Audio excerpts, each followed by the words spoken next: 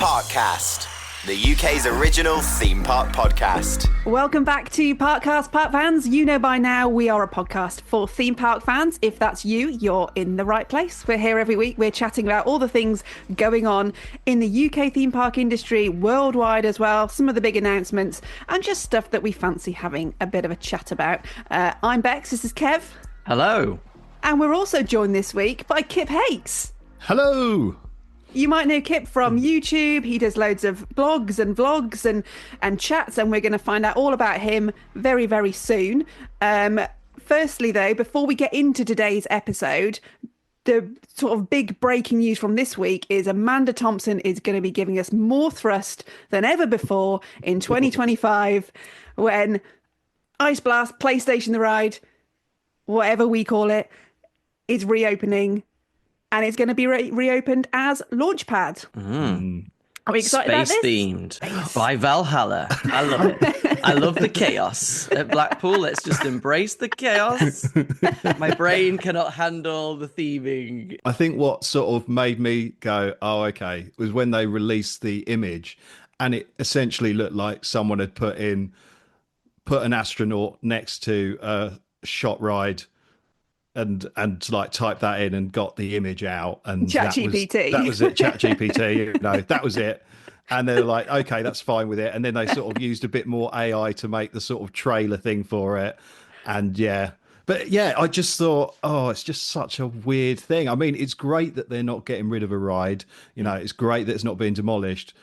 But a space theme next to Vikings, oh man! For announcements from Blackpool, and it's like, was that that was what we were waiting on for the whole season? When she talked about being taken to new heights, that was just it. It was just Ice Blast. The same heights, just with ride. more thrust. Yeah, Yeah, there you go. I still cannot get over that they included that in a press release. Hilarious. Well, I will be looking forward to it. Don't get me wrong. We'll be going to ride it. But in terms of so the many space... thrust jokes over the next season. We've got to be very, very careful on this podcast today. I think we have to bear in mind there is the flying machines right next to it. So in a way, that is true. We can forgive it. Maybe slightly, but that doesn't explain why Valhalla's there and Derby Race is right next to that either. It doesn't matter. It's Blackpool Pleasure Beach. Unless we get Valhalla in space. You never know. Do not give them any ideas. We can get wet in space. Exactly. There's loads. Anyway, moving on.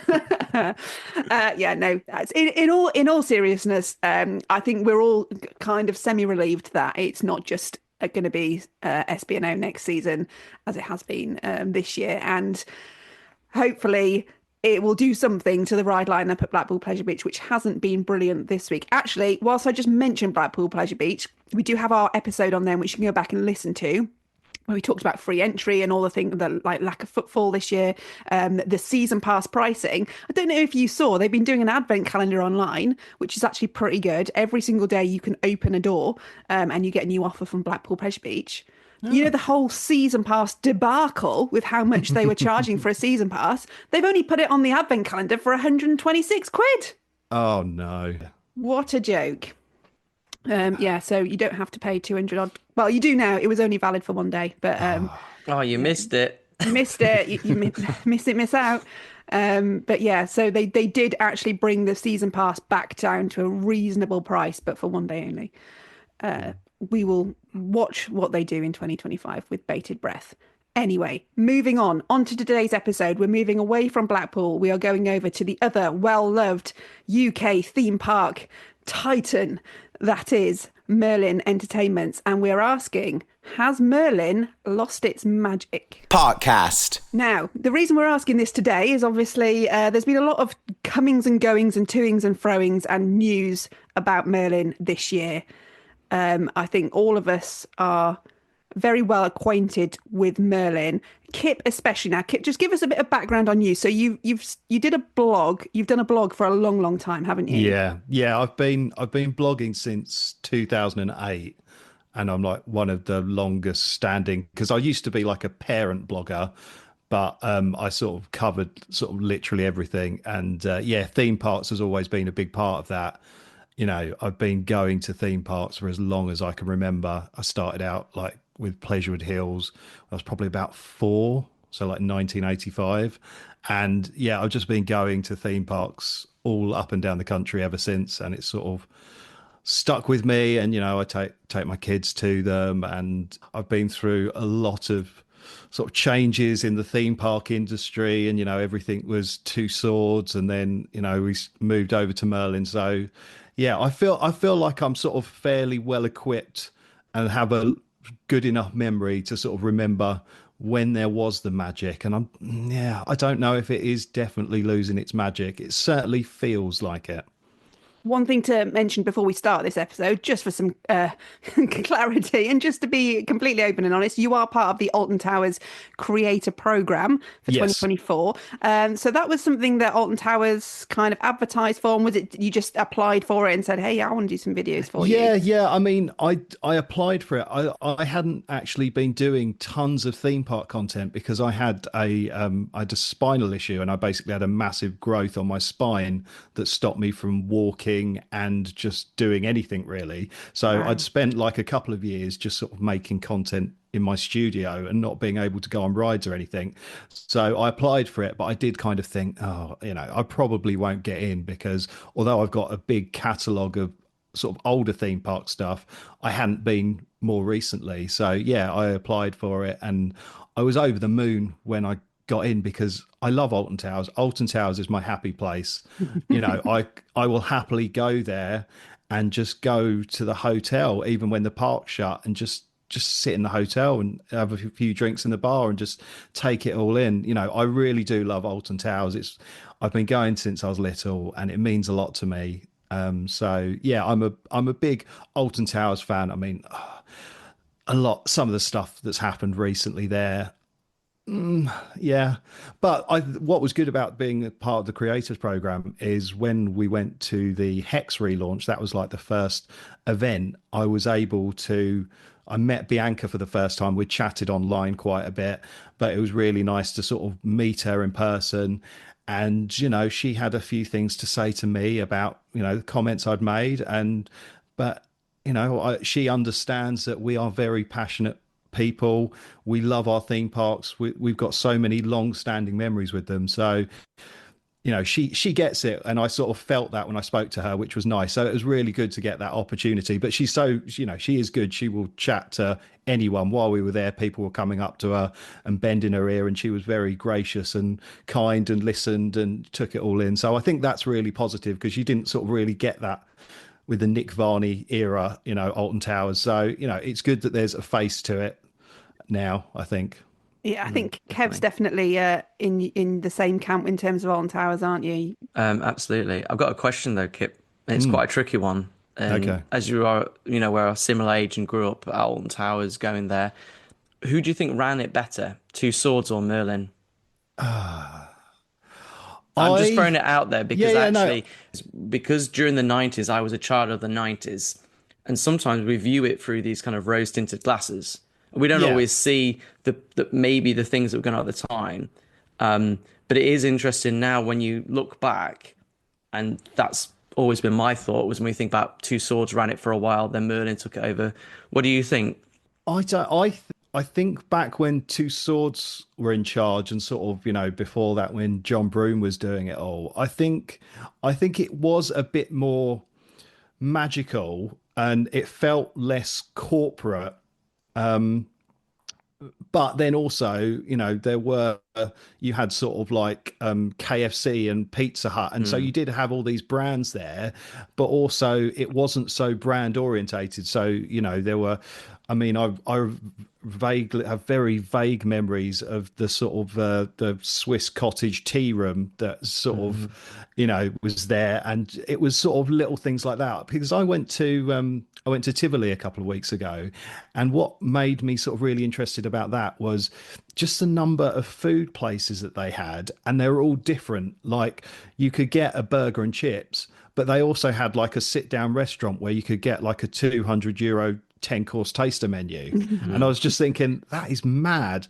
But that it did kind of remind me of Alton Towers of old, where it wasn't just Aramark slop. It was just, there was such a wide range of things. So I think, as you say, you look back at it and you think, oh, as a child, and it's all a bit different. But I think also part of the problem is we have so much information now, and like people are looking at the queue times in theme parks, for example, when they're not even there, and stressing about them, and oh my god, this is closed, these rides are closed, because we've got all this information. But I don't necessarily think that the operations are much worse than they used to be, but we just know about it a bit more. It's just up for discussion the whole time. I remember when going there when Nemesis opened for the first time, and we were queuing out of Forbidden Valley, and I went to Air a few days after it opened, and I saw John Wardley there, and that blew my mind.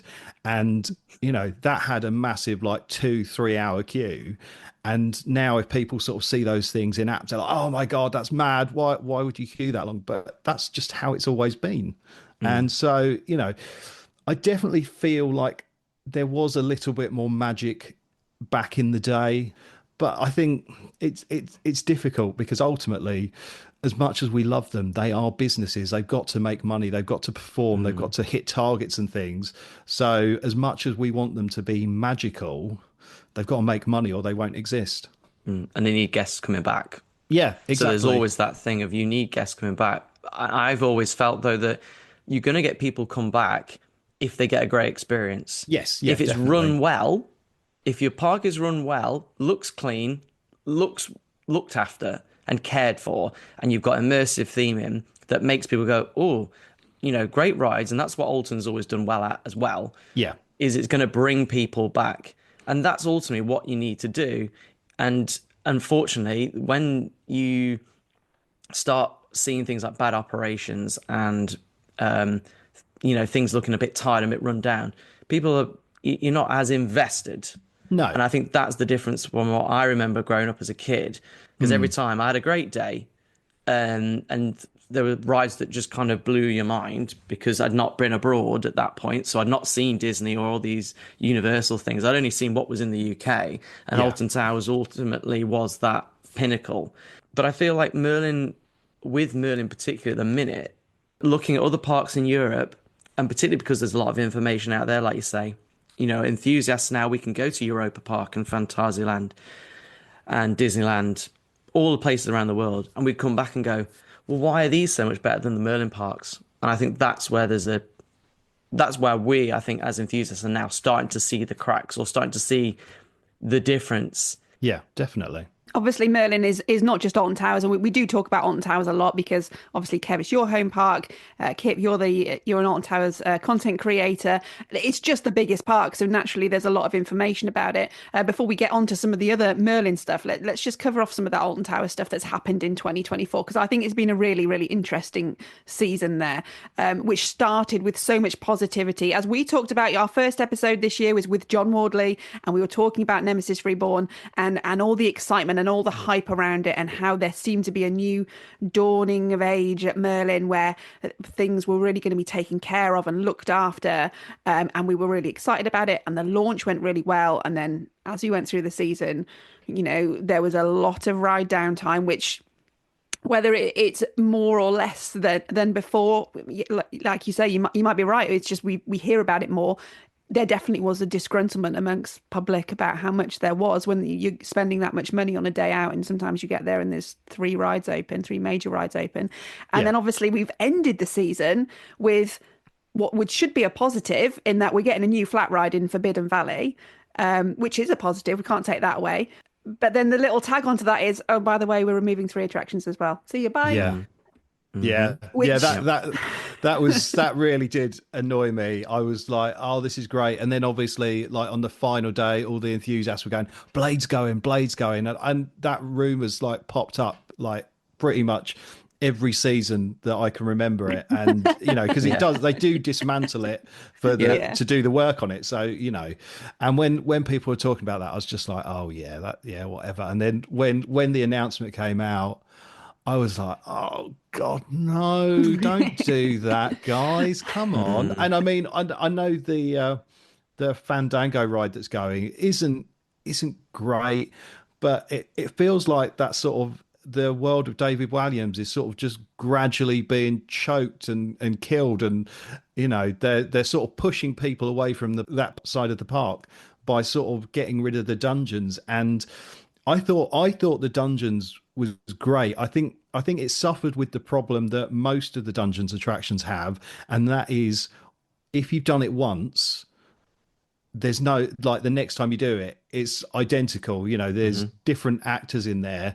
And I thought that if they sort of switched it up each season and changed it, and also probably got rid of the sort of fee to get in. Yeah, the upcharge. Yeah. They would have smashed it. I think that would have been so good. But I used to go in there sort of a lot because I enjoyed it and I loved the actors, and it was great fun. But once you've done it once or twice, you're just like, well, I know what's coming now. And I think it just needed some changes each season, some different scenes and things, and that would have been great. And that could have stayed there for years if they just kept on innovating it. But they sort of spent all this money doing it, and then were like, oh, okay, yes, no one's really going to it. Oh, well, bye. Yeah. Yeah, and a lot of it was scripted similar to the other dungeons as well, yes, Kit, wasn't it? Yeah, exactly. So if you've done if you've been to York and you've done the dungeons up there, there's a lot of bits that are scripted very similar. Yeah, and and also, I think they could have really capitalized on the fact that it's in a historic venue, and they could have really, really run with that, but they didn't, and that's the kind of thing that doesn't feel very magical. It's so frustrating. And I know it's really easy for us as sort of people who don't have any financial interest in the park to go, well, they should do this, they should do that. But I mean, some of it they could do and they should do. And it's just frustrating when there's just going to be that whole area of the park. I mean, I don't know how long the David Walliams contract has got left. I reckon maybe it will probably be changing sort of, I reckon it will go at the end of this 2025 season, I imagine, and might become something else. But several times I went to that area of the park this year and it was just dead. And it's such a shame. They've thrown everything at CBeebies Land, which is great. But I just wish that, I don't know. I just think that area is so good. And, they've got a whole theatre building there that just sat empty. And you're just like, oh, come on, guys, come on. Do something. Yeah, exactly. It's never felt finished. That's the problem with that area, because you've also got the driving school, but that's like Cloud Cuckoo driving school. So that's not even a part of the David Walliams thing either. And with the dungeon, it never felt right. So you've got the dungeons there. You've then got David Walliams. There's a Cloud Cuckoo driving school. And it never felt like it was a complete... It wasn't cohesive, was it? Yeah. No. And unless they're doing that thing of they're still planning Project Horizon. We can hope. Yeah, but they've got they've literally got a whole entire water ride just sat there. Yeah. That could be incredible. You could have another world-class dark ride, and then they just used it for a bit of the dungeon, which was good and interesting, and the sort of...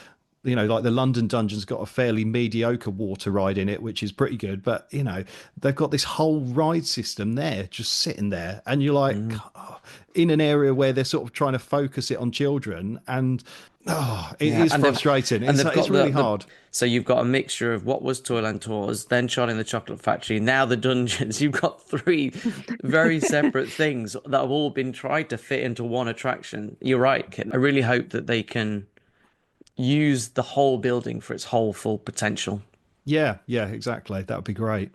We talk about it, the dungeons maybe failing, the upcharge probably being quite a big element of that. I think once you've paid that much to go into Alton Towers, if you're not a season pass holder, the last thing on your mind is, I'm going to spend a bit more money and spend a bit more time doing something else whilst I'm in this park.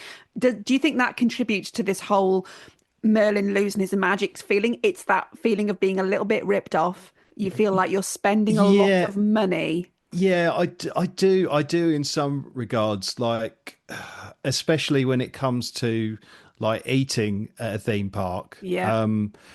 Because the thing is, I'm really lucky in that, I am a pass holder. I sort of essentially make money by going to theme parks and making content, and so it's almost like a business expense for me. Yeah.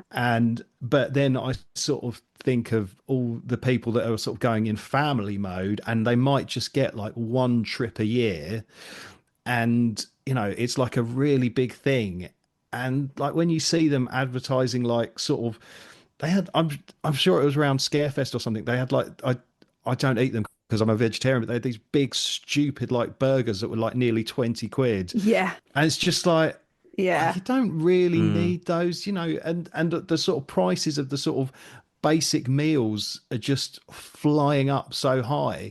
And I think I might understand it if you went to these places and you ate it and you're like, this is the best food I've had in a theme park in a long time. But it just isn't. It's really depressing. Like when I went to go on Curse for the first time, I had got one of those black ice cream things that they sell next to them. And I sort of thought, oh, yeah, this is good. Let's take a nice picture for Instagram. And then I tasted it, and I was like, the waffle cone just tasted like a stale ice cream cone. And the sort of ice cream was all sort of bitty. And it was just like, oh, man, I've paid a lot of money for this. Yeah. And I think if the prices were high and the quality was good, you'd sort of let it slide. But when they're sort of serving food, and this isn't just Alton Towers, this is all of them. All the Merlin parks are guilty of this. Just terrible food, and it's just so sad. And it even extends to staying in the hotel. We went and stayed in the hotel. Yeah, fully agree. For my birthday, and like the breakfast was just so sad. It made me sad. And I kind of felt bad because my wife had bought me like the stay there as a present. And when you go to a hotel, you want an amazing breakfast to start the day. But because I've been going there for years and years, I can just see the quality just sliding down. And you can just imagine these big sort of industrial vats of baked beans that they throw out there. Yeah. And it's just, it is sad. But again, I've seen so many people going, oh, I'm having to take a packed lunch now because I can't afford it. We do the same. And that depresses me so much, because theme parks are meant to be a treat. They're meant to be a sort of, but when you're having to pay like really extortionate amounts of money for food, and you're not really getting quality, I get that now. And obviously all the Merlin parks are under this Aramark contract, so that's what is causing this. They are the sole providers of food, and we're talking about Merlin losing its magic. So Aramark, we've got to say, are contributing to that. Oh, massively. Yeah. I think that is probably one of the worst things that Merlin ever did. Getting them on board for the food is just so sad and depressing, and it just brings every aspect of the park down. And I know people sort of moaned about there being sort of like KFC and Burger King and Pizza Hut, but you kind of know what you're getting there. Yeah. You know that you can go to a Burger King and get the same food that you'd get in pretty much any Burger King. There's sort of like a consistent quality, but the consistent quality around all the Aramark food is just, it's terrible. Yeah. And then you've got to think, well, I might want to buy some merch. I want to get some on-ride photos. What I really loved about Tivoli, which blew my mind, was if you downloaded the Tivoli app, you could scan the QR code and get your photo for free. What a concept. Don't tell me you could park there for free as well. Well, yeah, it was just that just blew my mind. It was like, you didn't have to pay for a pass or anything like that. You could pay for a printout if you wanted to, but I don't think that's so much of a thing these days. But yeah, just scan a QR code. It's in the app. They get your data by you using their app, but you get your photos. And I think little things like that could go a long way in bringing the magic back, because you look at a ride photo and you think, oh, that's pretty cool. I like that. You're not going to like frame it and put it on your wall, but it's a nice memory to have. And you sort of go, oh, but do I really want to spend that much on a photo pass to get that? I don't really want to carry a printout round with me. And so little things like that can make a whole lot of difference. I mean, I will give Merlin one credit in that, like you say about the merchandise is better Yes, from what I definitely. remember. Yes. So the merchandise, although again expensive, if you want to pay 12, £15 for a mug, I mean, there's still things I do struggle with. Like I do love the pin badges, and I would be someone that I would always get pin badges, but they're like £8. Yeah. Like, whereas before you'd have enough, if you wanted to get quite a few, you would. But now it's kind of like, well, I might get one or Yeah. two. Yeah. So the It soon pricing ramps of up. stuff is a bit nuts, Yeah. And if you've been to parks like Disney and you look at their merchandise, yes, it's expensive, but the quality of some of the stuff is a lot better. How did Disney get it so right? So you go to Disney, you know you're going to pay a load for the food in the park, but it's like themed, it's good quality, it's expensive, but you're in that Disney bubble. You're like, yeah, but I'm at Disney. I'm going to buy these Mickey waffles and they're going to cost me 20 quid. And I'm kind of okay with that. But it doesn't seem to work at Merlin. It doesn't have this. No. If someone was like, you can have this Nemesis waffle and it's 20 quid, you'd be like, absolutely not. Although they've got those donuts, haven't they, at the bottom of Tower Yes. Street, and they're like about £8 for a donut, like ride themed, and you're just like, nah, I'm not doing it. Why? How can Disney create this kind of atmosphere where you're like, I don't care, I'm at Disney, I'm going to spend that money, I don't care how much it is. I But we think don't feel that. I think like you say, with the sort of the Disney stuff, they've gone that sort of step further, and it is themed to where you are. And so you look at the food and you think, well, I'm not going to get this anywhere else in the world. And then you look at like the sad menus in the chicken places, and you're like, well, I could go anywhere and get this. I could go to some really dodgy, shady takeaway and get probably something tastier than this. I think if they took it to the next level and had things like that, and had sort of a lot more themed stuff, and they sort of really thought about it, people wouldn't mind. But when it's just, it gets to Halloween and they're like, oh, well, let's just get some black buns and call it a vampire burger or something. It's and when they're like, they're freaky fries, and I'm like, what's freaky about them? They just look like chips to me. And I think because Disney's a 365 park, they have to maintain that level of standard throughout an entire year. Yeah. If you go at Christmas at Disney, I still want the same level of experience that I might get in February or March. Yeah. Or even in the August summer months. And what I've found with a lot of Merlin parks, again, I'm not picking at towers here, it's across a lot of them. You go at the start of the season, everything feels great. Everything looks fresh, everything looks fantastic. Food, like I say, is not great, but there's there's all different things, merchandise, there's everything there, and all look at all the shiny new stuff. And I find normally when we get to about September, October time, that's when it starts to feel like nothing is new is being still put in. We put all the new stuff at the beginning of the season, and as it gets towards the end, we start, seeing Losing less and stuff, less of really. this and this. Things are Yeah. not working. Whereas at Disney, it's all year round. They want you to have that magical experience whenever you go. Yeah. And the problem is, and I've done this before with people I work with. I will, I work with German gap year students as part of my job, and they come over from Germany, and I always take them to Alton Towers because we go to theme parks, and It's on work time, Kev. well, yeah, It's a on field work trip. But the point is, like, I always take them in like March, April at the start of the season, and that's specifically mainly because I want them to see it at the start of the season, and that's just the way that I think. I'm thinking, well, I don't really want to take them at this time of year because by this point it all looks tired, and It's bad that you have to think that, though. Yeah. But that's where we're at with it.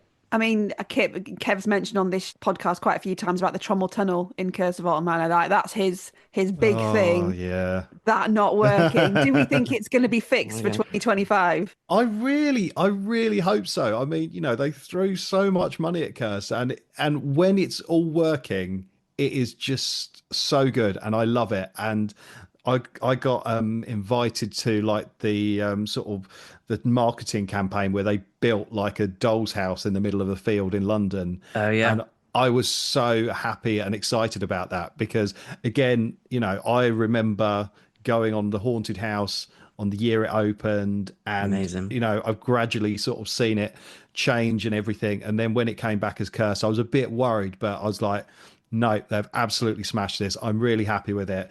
And then, like, one of my last trips there, the trommel was broken. I was like, oh, you idiots, come on. Come on. This is, but, you know, they don't seem to be able to fix a trommel because, like, there's the one in Toon Blaster at Chessington, and that sort of, I can't remember the last time I saw that working.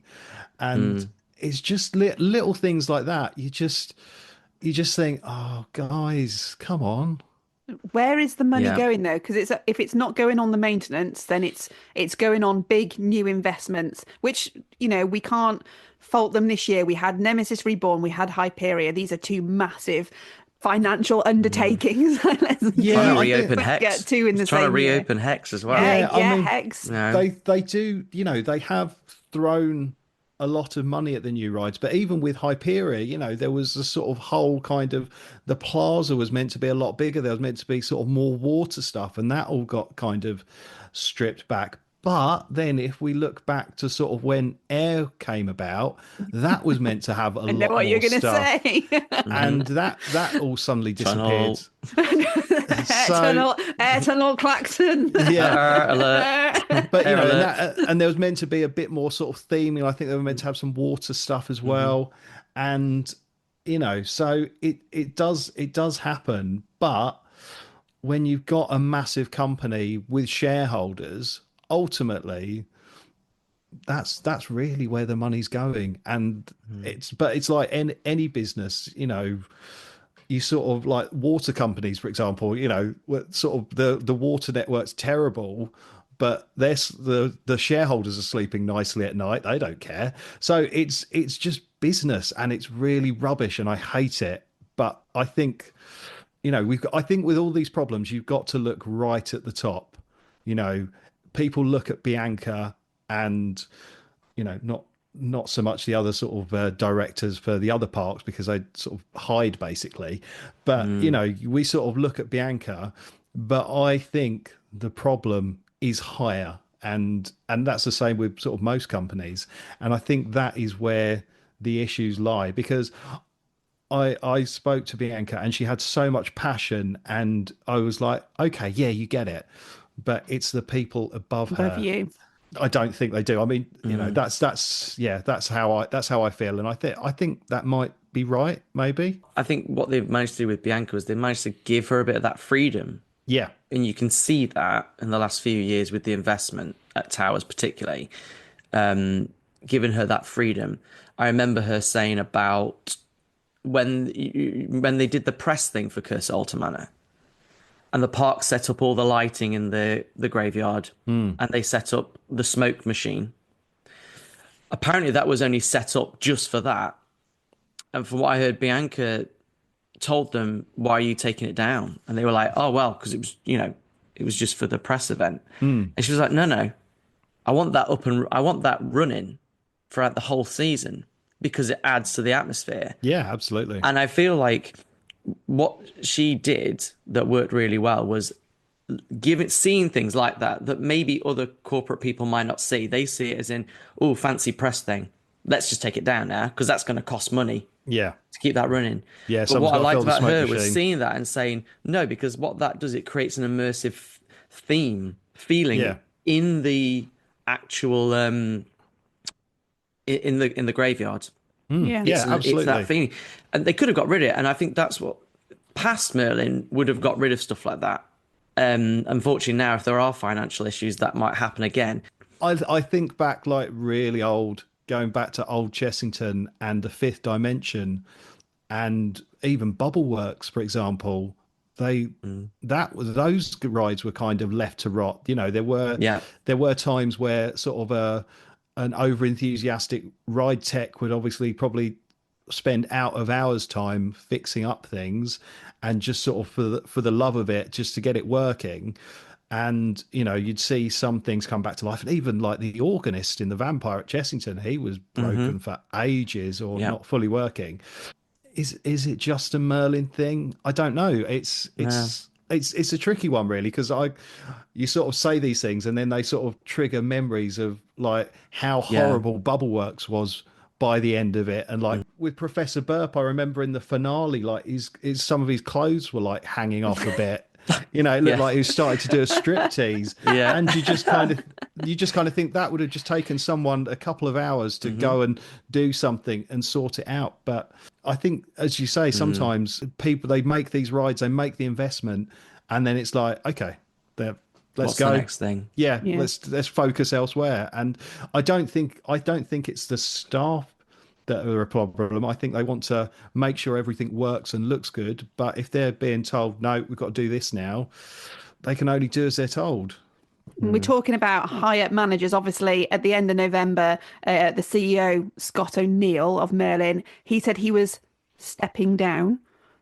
Not clear if that was a personal decision or if he was asked to step down. But obviously, that's happened for a reason. And I think what's quite interesting is when you look through some of the financials, this is for 2023 because obviously 2024 kind of hasn't been published yet, but they had record revenues in 2023. They had 2.1 billion pounds worth of revenue, and yet their CEO is step aside in 2024. Now, generally, when a company's getting record revenues, you don't get your CEO to step aside because you're kind of like, well, he's doing what we want him to do. Yeah. So that's kind of interesting to me. Like, why is this guy stepping aside? Although they had these revenues, they did also have massive pre-tax losses as well. That was like 214 million. This was in 2023, so we don't know what the state is yet for 2024, but that kind of gives you an idea of what they were going into the year with. Yeah. So this CEO is stepping aside. We're going to get someone now new coming in. Like there's an interim woman doing it at the moment, but she's not necessarily going to be doing it long term. So then you get a brand new CEO come in. What are they going to? Are they going to start from scratch? To me, that this is just throwing the whole company back up into a bit of disarray of, well, what's his or her strategy going to be when they are taking over as CEO? Is it going to be, no, we're investing in our product and our attractions and our theming, or no, we are simply looking at the bottom line and we'll do whatever it takes to max that out?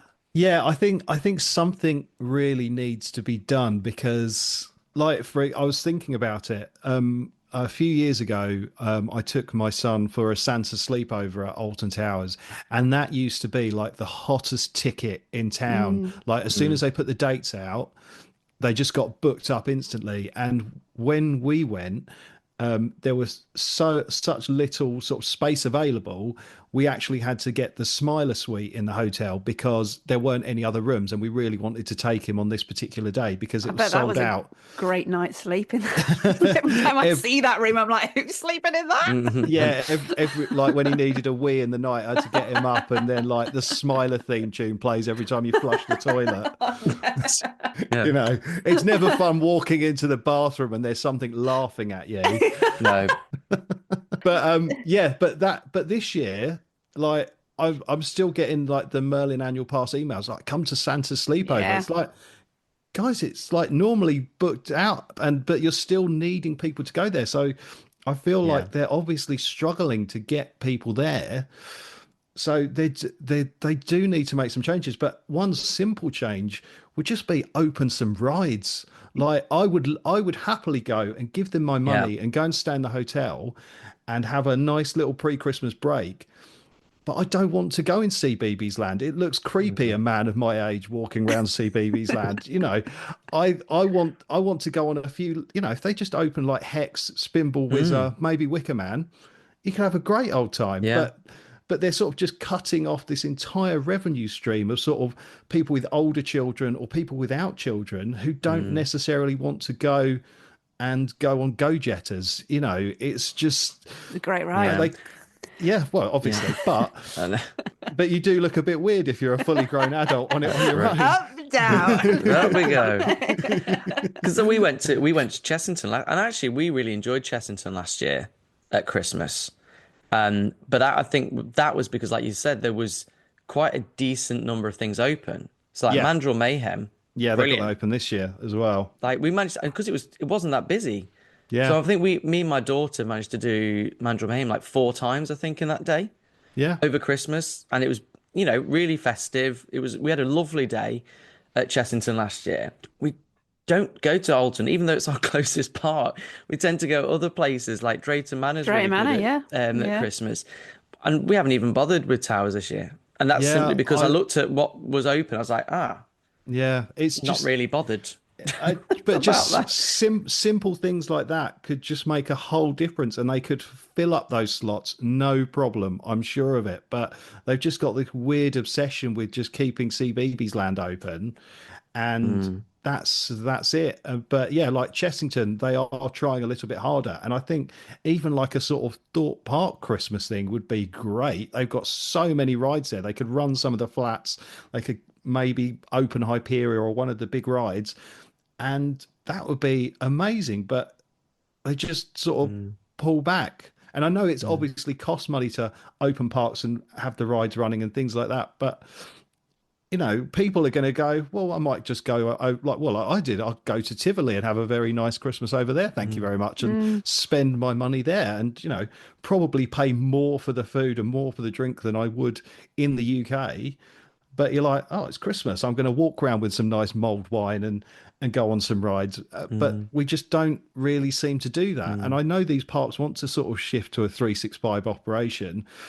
But if what they're offering out of the sort of main season is so dire and just so very limited on who can go, I just don't know if it will ever work. I think this is the kind of stuff that if you're in charge of Merlin, you really need to think about who are your customers.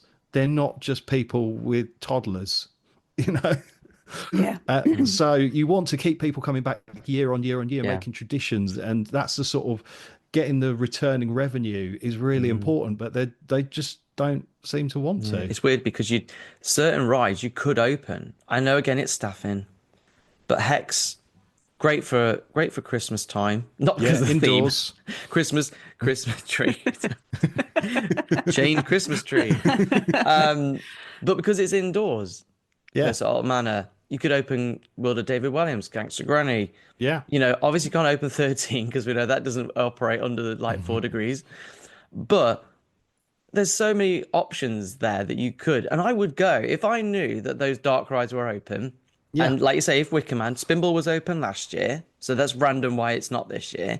But if you've got certain rides open, I would want to go back again because I don't like the closed season because I'm not spending time at the places that I love the most. Yeah, you can have big on Christmas markets and things like that. Yeah. You know, people selling stuff, local sellers. But they've done that, haven't they? Sure, the Alton Towers at one point, a couple of years ago, that lawn was covered in like market stalls. It wasn't Merlin. It was people who brought their own things. Yeah.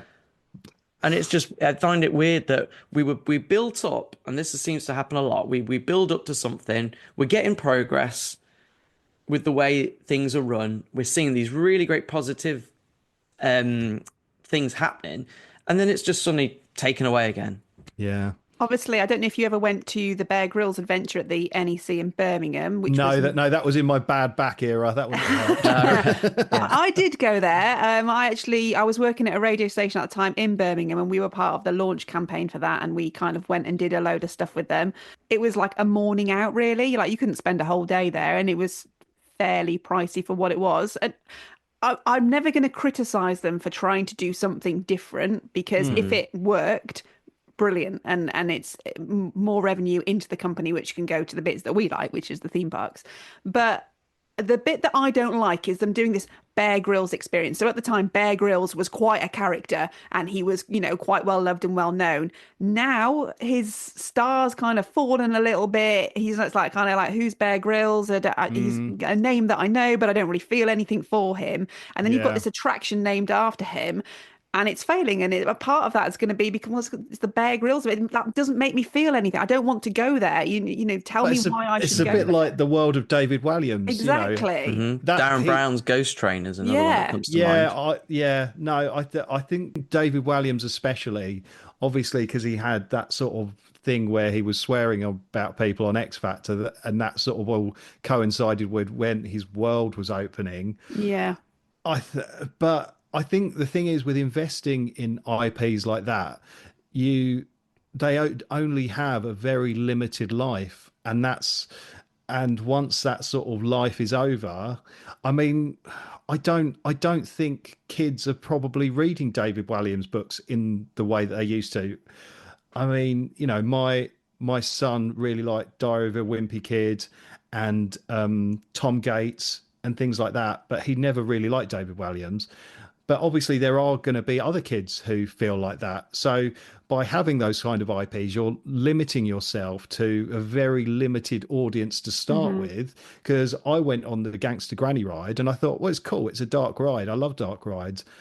But I just didn't, it didn't make me feel anything. Yeah. And like, I remember like when I used to go on the Bubble Works, that's a completely made up character. They made this glorious IP of their own, and it was incredible. And every time from when I was a child, even to when it was in its rubbish Imperial leather days, every time I went down that fountain bit and ended up in the final scene, it just sort of made me feel something, and it just made me so happy because it was so magical. And I think they really need to look at making their own IPs and stuff like that again, having their own characters. Well, Nemesis has probably is one of its most iconic. Exactly. Because Nemesis Subterra, although not the best dark ride, but what is great is having a dark ride based on a roller coaster that's completely their own, I'd say John Wardley, creation almost. And we even had Nemesis Inferno at Thorpe Park. We had to name a coaster at Thorpe Park after one at Alton Towers, because how do we get people to come and ride this coaster? Because it's not got 10 inversions like Colossus did. So let's name it after Nemesis, and that'll bring people in. But even things like the Smiler, the branding on that is so good. Yeah. And when they do it well, they do it incredibly well. But I do think I think they need to turn away from just like getting a celebrity sticking a label on something, because like I actually quite liked the Ghost Train as it was, and I went on it sort of with the actors in it in its sort of new iteration, and I was just like, the actors are doing really well, but like it didn't really feel very cohesive to me or make much sense. And it was just clear that they were like, well, we built this big flipping train, now we've got to do something with it. And they just sort of tried to cram a story in with what they had, and it didn't work. And I think that might happen when the world of David Walliams goes. I mean, what are they going to do with that dark ride? They're going to have to rip everything out, because you can't really retheme it, can you? Exactly. But even you think back to like Toyland Tours, that wasn't its own IP, but that was an amazing dark ride, and so creative. And they had sort of modern toys in there. There was like a Sega bit where they had Sonic bit. I loved it. I was 8, I think, in '94. So I remember going to Toyland Tours, 8-year-old, be like, oh, Sonic, it's amazing. And so that was a great way of putting in an IP into something, but it didn't overtake the whole ride. That's interesting though, because obviously their latest IP announcement is Minecraft. And that they're going to put Minecraft into various parks worldwide, which I've already said I'm kind of very much in the non-IP camp, because it dates so quickly and I don't see longevity in it really, unless it's really, really big and really cool. But yeah, how do we feel about Minecraft coming to Merlin? I'm just sad about what they're doing to Chessington. Kip, do you feel like Chessington, I know hopefully we'll get to do an episode about IPs because it's really interesting. Yeah. Don't you feel like Chessington's identity is, over the last however many years with Merlin, has changed from what it was becoming? Yeah, I do actually. I mean, obviously you had the sort of big IP there in Beano Land, but again, that dated quite quickly. I think Minecraft does have a bit more staying power because it has been around for quite some time. I mean, my eldest played it when they were little, and there's sort of like a 10-year age gap between them and my son. And so, it has been around for a very long time. And also the movie's coming out next year, I think. So again, that will give that a push. But yeah, I think sometimes it's like after the IP has faded, what happens? I think they're all very keen on, getting the big names and going, yeah, you can go on a Minecraft roller coaster, etc., etc. But it's just when it all fades. I mean, it's like Chessington with the sort of Julia Donaldson things. I went on the Gruffalo this year, and like lots of the cool effects were sort of broken, and I was like, oh no, don't let this turn into what the Bubble Works was, So it is hard. I think if they're going to go for these IPs, they've got to like properly run with them and keep them up running and looking good and everything like that. But if they just go, oh well, that brand's pulling out next year, let's just leave it. It'll be all right. Yeah, but I think with Minecraft, I think it's like a lot of things. So if we look at Universal with Wizarding World, Harry Potter, so when they did that, it came out like so many years after the last films had come out. But I think because Harry Potter is so ingrained into our pop culture, things like Star Wars, for example, as well, is another one where things are so ingrained into our culture and our the things that I think a lot of people get passionate about. Some things aren't going to go away. Things like Minecraft, or like you say, it's been, I think it's 15 years actually. And it could potentially be that maybe Merlin strike with this idea of Minecraft. It's such a basic game. Even 15 years ago, it was like so basic. Yes. But yet it had this really, the popularity of it was massive. And I suppose it still is. And maybe that's, I think if you pick it right, like with Minecraft could be, then I think they are onto a winner. But it just, I think relying on other people's stuff isn't the best way forward. They can create their own world, and they won't have to pay licensing costs. All the money that they could invest in sort of brilliant graphic artists and designers and things would be a lot. But I imagine they're paying a fair few quid to all these people to have like their names and sort of IPs stamped everywhere. Oh, so it'll be so much. Yeah, exactly. And then you hear the news about them shutting like Merlin Magic Making North, which was their sort of facility. Oh God, that's horrible. Yeah, in I hate Stoke that. around Alton Towers, and I lived in Stoke-on-Trent for 5 years, and there's not a lot of jobs like that around there. So if you're highly skilled, highly specialist in making scenery, theming, props, what a waste to lose that in-house production facility. And I get it. They're going to say, well, it makes more sense if we just get it sent from someone else and they make it for all of us and all our Merlin parks. But again, you're kind of detaching the park from it a little bit, and I think that's where you lose the magic. That's that magic bit. We're going to lose those special people. Like they go to those theme parks. You know, so I know from conversations I've had with people, like people who worked on, say, Curse at Alton Manor, like the people who did created the Emily Alton, figurines throughout the attraction, like people like that who was, particularly employed to do that, and sadly, you're going to get people who are, losing their jobs, and you're just going to get generic people to come in to do those sorts of things. Yeah. And not specialized in theming. No, I mean, but like, for example, when I went to Chessington this season, I was absolutely blown away by how good it's looking. They have worked, like the creatives there and the scenic artists and everything there have been so good at keeping on top of making everything look really, really good. And I love to see stuff like that where the detail is being tended to, but it could be like a maintenance thing, because it's the rides that seem to be lacking in the sort of maintenance and the upkeep and things like that. But then again, they sort of went mad with the vampire, and they didn't have to bring back all the chandeliers and sort out the music and stuff like that. But they're doing things like that. But then if the rides aren't running properly, or they're sort of not caring about all the rides equally, there's just a bit of disparity, and it's very frustrating. Just before we kind of wrap this up, but I just wanted to go back to Hex, because obviously you were one of the first on it as part of the Alton Towers Career Programme. Kev's a massive Hex fan, massive Dark Ride fan.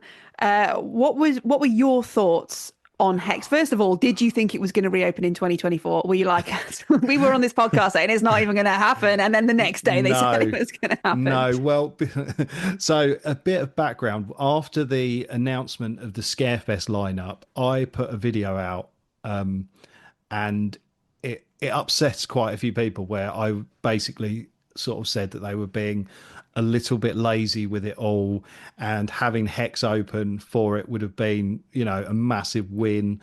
And I did end up having to eat my words, and I actually apologized to Bianca for what I'd said, because they got it open. They got it open, and obviously it had that sort of issue the following day. But but yeah, I went there and I really loved it. I think I just missed out on, like, when it opened and having the very original pre-show. I'm really annoyed I never got to see that, like, all those years ago. Yeah. But I've I heard remember, like the I do audio. remember seeing it, Kip. Yeah, and Yeah, it's really but funny so now. it does mean a lot to me, that ride. And like, I went when I went in there, and we went into the queue line, and like they had sort of the old queue line videos and everything's still playing, and they'd obviously done some restoration and upscaled them for modern displays. It was just great to see that. And I think really they have done a very, very good job. I was speaking to John Burton about it, and he said that he came in like right at the last minute to sort of have a little look over it, and he made some creative suggestions. And I think they have done an incredible job with it. I really love what they've done, and I like that they've sort of thought about it as a future investment, and that they've spent a lot of cash in making sure that it runs for another 20 years.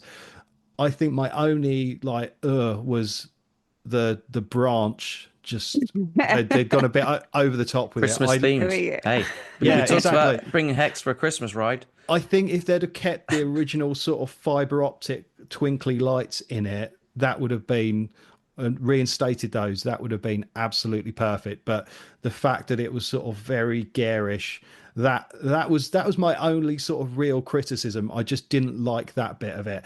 I liked the sort of the light effect that they have right at the end.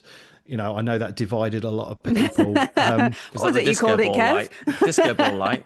Yeah, we're underwater. Why are we underwater? I kind of like that. It was just like a nice little flourish at the end. But no, I was really impressed with it, and it actually made me quite happy to hear the sort of soundtrack booming through the speakers again. The branch aside, I was really happy with it, and I'm not saying that as a suck up Alton Towers content creator, because I know some of the other fellow content creators weren't as kind about it. But if I thought it was terrible, I would say that, because ultimately, me being a content creator isn't going to last forever, and I'd rather leave that program with my dignity and honesty rather than being a corporate suck up. No, very fair, very admirable as well. That's good. I think Kev didn't like the disco ball effect, did you? But apart from that, I just felt like I was similar to you, Kip. It was, like, all the way through, I was like, oh, that everything's lit up really well. There's improvements on this and that, but I felt really immersed in it. Yeah, me too. It's really good, and particularly during Scarefest, because it was dark outside, so the whole thing felt really immersive, and that's what I wanted from these Alton Towers dark rides, was just that feeling again. You're away from everything else. I just felt like I think the lighting worked really well, and then up to that point, it was like they've just gone nuts. Yeah, basically. That's where all the budget's gone for Merlin. It's in the Hex Vault. It just lost something for me. That was all, Kip. It was just. I think up until that point, it was going really well, and then it just felt like it's gone too far. Yeah, but again, because they've got like a modern lighting system in there now, they can tweak that. It's just a few sort of sliders on a computer screen. So, hopefully they've got the technology now to sort of tweak it a little bit, rather than them being sort of fixed lights that they can't do anything with. So hopefully we might see some changes, and sort of they might take feedback into account, hopefully. Yeah. I think your sentence there pretty much sums up the entire episode. Hopefully we might see some changes and they'll take some feedback into account. Do they listen to our feedback? When we're talking about, in conclusion, has Merlin lost its magic? What are we saying? I would say yes in some ways, but we need to think back to how things were in the past, and they weren't always as magical as we remember. Yeah, I'd agree. I think from 2018 onwards, and obviously we had a pandemic as well. We've got to remember that this hit everybody very hard in terms of, financially. I think we'd seen a lot of progress in the way that Merlin are operating their parks and hiring people who are passionate about it. So hiring people like Bianca for Alton Towers was genius in one way, because what you're doing is you're getting people invested in giving people an immersive experience and not just trying to take the cash. So I think whatever's happened, I think it's hopefully fixable. And Merlin keep looking at, well, let's look at what's been progressing well and how can we keep that going. And like you say, Kip, there was a time where two swords were put in rides like Spinball, Wizard and Rita at Alton Towers, which didn't look permanent. They weren't secret weapon rides. They were kind of just put there with no real thought at all. So, yeah, absolutely. There have been mistakes on the way. Yeah, just get better food, guys. Just sort the food out. Just sort the food out. Yeah, I think for me, I think it's lost a bit of magic. I'm not going to sit on the fence so much. I don't think it's great at the moment. I don't get the feeling when I walk into a Merlin park that I get when I walk into somewhere like Efteling or Phantasialand, and that's that I am being taken away from my reality into this really special place. I don't get that so much anymore. And the one place where you always kind of get that is Alton Towers, just because of its natural beauty. Like, and no theme park consortium will ever be able to destroy what Alton Towers has there. It just guts me a little bit that I don't get that same fuzzy, warm feeling as I used to quite as much, and I think that it's because I feel like I'm being ripped off a little bit. I don't like being ripped off.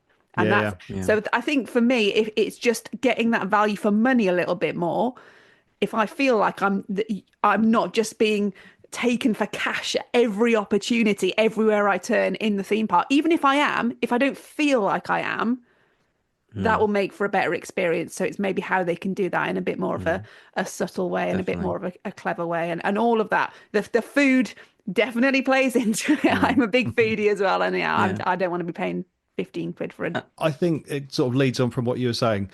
Just tone down I'm trying to take your money at every opportunity. I don't necessarily want to walk into a theme park and trip over someone who's trying to sell me a freestyle cup, or like shove some information about buying my digital photos in my face. I just want to go there and walk out into the entrance of Alton Towers and just see that view down Towers Street. And I don't want just 1,000,001 ways to empty my wallet just ahead of me. I just want to take it all in and enjoy it. And the same with all the other parks. They're exactly the same. It's just like, oh, would you like to spend some money now? I'm going to have to pay to park here. I don't, I'm and let's not even talk about that. The signs have gone down for the Alton Towers parking, which can only mean one thing. They're getting rid of it, obviously. Well, yeah, definitely. Yeah. It's obviously what's happening. No, I just want a bit less open your wallet, and just a bit more reliability in the rides that I've gone there to ride, because like I said earlier, there will be people who only go there once a year and that is it. And if you've got your biggest coasters all down for a lot of the day, it just makes them have a rubbish time and not want to come back. And, we are the people that will always go back because we're nerds and we'll moan about it, but we'll always be there. But it's those people who go, well, we spent all this money and we had a terrible time. Let's go to Disney, spend more money, but we'll get on most things. Yeah. Have a better time. Very fair. Kip, thank you so much for coming on the podcast with us today. Just remind me about where we can find you and what we'll find you doing on your channel. Oh, you just type in my name, you'll find me everywhere. I'm a parasite. I'm literally everywhere. Expect. Yeah, no, I mostly sort of make stuff on YouTube. I do all sorts of videos. I do sort of theme park stuff. I do travel stuff. I repair technology on that table behind me. It's a good man cave. Yeah, it's brilliant. I love it. So yeah, I just do a lot of stuff, and it's not necessarily all concentrated on theme parks. It's about what I'm doing, and my way through life being an old man in a modern world. Whoa. We're a very similar age here. Let's not go stroking us with that broad brush. We're millennials. We're in our prime. Yeah, true. And your Alton Towers content creation stuff, where are we going to see that? Is that popping up on your channel? Yeah, that'll just be, I reckon, I think they're just sort of basically inviting us to events, and then we sort of make our own content based on those events. That's certainly how it worked with the Hex stuff. So hopefully we might see some behind the scenes and sort of early looks at things. But to be fair to them, the sort of whole scheme is in its infancy. And I think us lot are the first year doing it. It's sort of testing the waters. So, but I have been told that there is a package coming for me. Oh, a little bit of an exclusive. And I don't know what that is. So I imagine I'll be unboxing some kind of magical package from Alton Towers on my socials at some point soon. is it going to be top spin related, do we think? I'd love that, but it might just be some baubles that they want rid of. It Who might knows? be. It could be Aramark's food leftovers. Happy Christmas. Stale Scarefest cookie. I'm sure it won't be. Here's I'm a sure stein from Oktoberfest. Happy Christmas. I'm sure. I'm looking forward to it, and I'm quite intrigued. But we'll see. But yeah, I'm looking forward to seeing, because it's the first year. Hopefully, we'll get some sort of exclusive stuff on the new ride. Maybe, I don't know. I hope so. That'd be cool. But yeah, we'll see. But everything that I do will be, no matter what social channel you're on, I'm there. Sadly, whether you like it or not. Yeah, whether you like it or not, whether you like me or hate me, I'm there. So yeah. Thank you so much for coming on and joining us. Before you go, we've just got great. one more question for you. Just gotta ride it. So whenever we have a guest on the podcast, we've got to ask them this. It's just got to ride it. And it's the part of the podcast where we say, if all the roller coasters in the world were about to be destroyed and you could only save one, which one would you save, and why would you save it? Oh dear, that's tricky, man. We're not here to be questions. easy. Do you know what? I'm going to go for something a little off kilter and go for 13. Whoa! Yeah, I was not expecting that. No, yeah. As much as I went on the ancient roller coaster at Tivoli, and that made me so happy. I just love 13 so much for the fact that it's such a joyous ride. It's not too intense, but it has some intense bits. I like the I don't want to say it because I hate spoiling it for people, but I think one of my favorite. We all know. I think my favorite thing about 13 is going on it, and there's like someone behind you who's with their mate who's never been on it before. Yeah. And they're like, don't say anything. And then they sort of experience that for the first time. And I love that. I think I get an immense amount of pleasure from seeing people enjoy themselves. I guess that's why I do all this content creating stuff. And so that, I love that. It just makes me happy. I was close on saying Wicker Man because that is one of my favorites. And yeah, the roller coaster at Tivoli, that was just absolute joy. But I just really like 13. I think it's a lot of fun and it's really, really underrated. So I'm going to stand up for 13 here and go, yes, 13. Thank you. Amazing. You nail that flag in 13's lift hill. Funnily enough, John Wardley said exactly the same thing. He didn't pick 13 as his just got to ride it, but he did say one of his favorite things to do is to ride it with people who don't know what's going to happen. Yeah, that just makes me happy. Their reaction. Yeah, and just like good. You just hear people going, "What's going on? Why have we stopped? Why?" Love it. Favorite thing. Love it so much. Definitely. Good. We will lock that in our vault. We will burn down the classic roller coaster at Tivoli because you didn't want to save it. So bye. If it does burn down now, you're going to feel terrible. I know, right? It's made out of wood. It could happen. Oh, God. It wouldn't be the strangest thing to have happened on this podcast where we've said something and then the next day something's happened. But yeah, thank you again, Kip, for joining us. Problem. You can find him, like he says, all over social media. Just search Kip Hakes, and we will be back hopefully next week with just a little last minute one before Christmas, before we have our little Christmas break. And don't forget, you can check out all our previous episodes if you haven't listened to them. We've got all sorts, including that interview with John Wardley that I mentioned. So go back and check them out. If you are enjoying us, please subscribe to us and you'll get a little notification every time we release a new episode. But for now, we've been Parkcast. Parkcast, the UK's original theme park podcast.